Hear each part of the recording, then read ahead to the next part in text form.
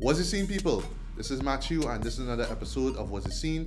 And today is that moment, folks. Yes, this is the moment where I'm going to be talking about the 2017 winner of the Best Trinidad and Tobago Feature Film Award for this year's Trinidad and Tobago Film Festival.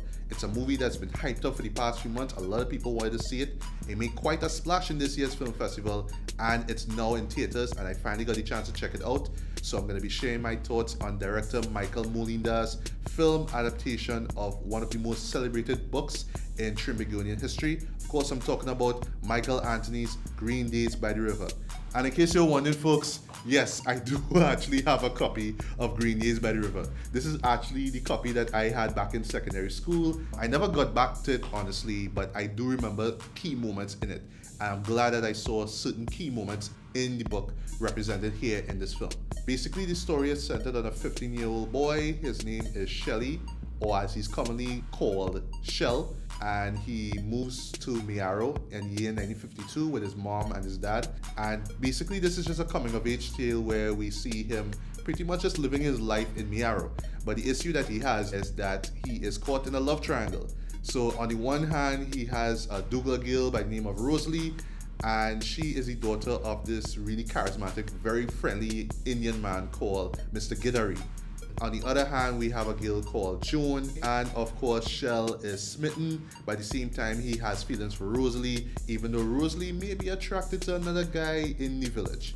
Now, the one thing that stood out the most to me with this film, just on a positive note, was the cinematography. The cinematography is breathtaking. It's beautiful. It is gorgeous. It's magnificent. It's probably one of the best looking local films I have ever seen in my life. The acting, for the most part, I thought was very impressive. But the two main standouts for me were Anand Lokaran, who played Mr. Gidari, and Che Rodriguez, who played Shell's father. So Anand's character was really cheerful and bubbly and very lighthearted. But at the same time, you know that he was serious. You know, he was always aware of what was going on, especially in terms of Shell, because in the film they do form this bond, this sort of father-son relationship. We could tell that, of course, you know, if time comes for Mr. Gidari to, you know, put this guy on check, he will do so exactly. Also, the same thing for Che Rodriguez, who played Shell's dad. He isn't there much in the film, but when he's there, I thought that he gave a great performance. There's this one scene in particular that happens in the third act. It's more like a voiceover narration done by Rodriguez himself. And that honestly gave me chills, right? That was just so well done. It was so emotionally impactful. I really love that. And finally, something that I did not see coming with the use of long takes. You know, I thought that was a very bold and ambitious move in terms of showing all these long takes, because not only do we get a great sense of the background, but also we get a sense of just the interactions between these characters, and to an extent the acting amongst these performers. Which brings me to my main issue with the film, or should I say main issues. In terms of these long takes, which for the most part run for like about at least 2 minutes, I felt that, you know, not only were there a majority of them, but oftentimes, you know, characters won't be, I should say, in the frame. So there would be points where the main character who is being addressed isn't in the frame at all, or you might just see a small part of this person, or he might be off screen, or he might be out of focus, or it might be from the perspective of the other person. From just watching film, even if you don't know anything about shot, reverse shot, you know, like say for example, this right here is a shot, and what you're seeing here right now is a reverse shot.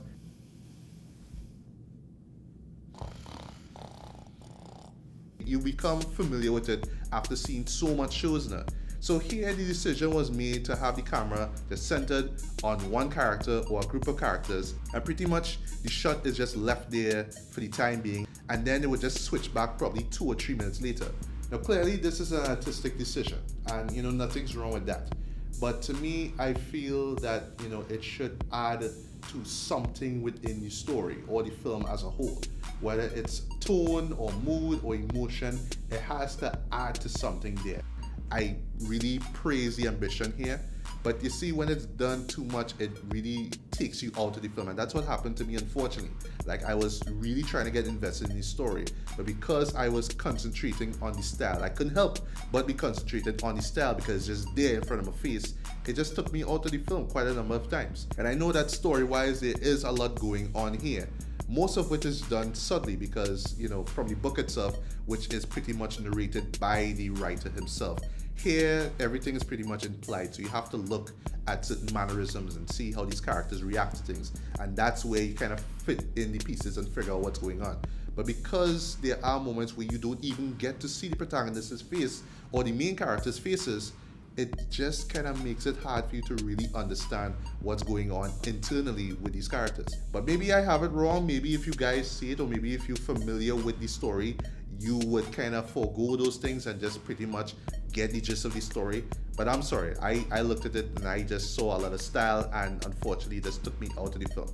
But that in no way is saying that this movie is terrible. I would just say that it is a very ambitious film, one of the more ambitious films I've seen come out of Trinidad and Tobago, and I praise this ambition. I wish that more of our films are more ambitious. But it's just a matter of style versus substance.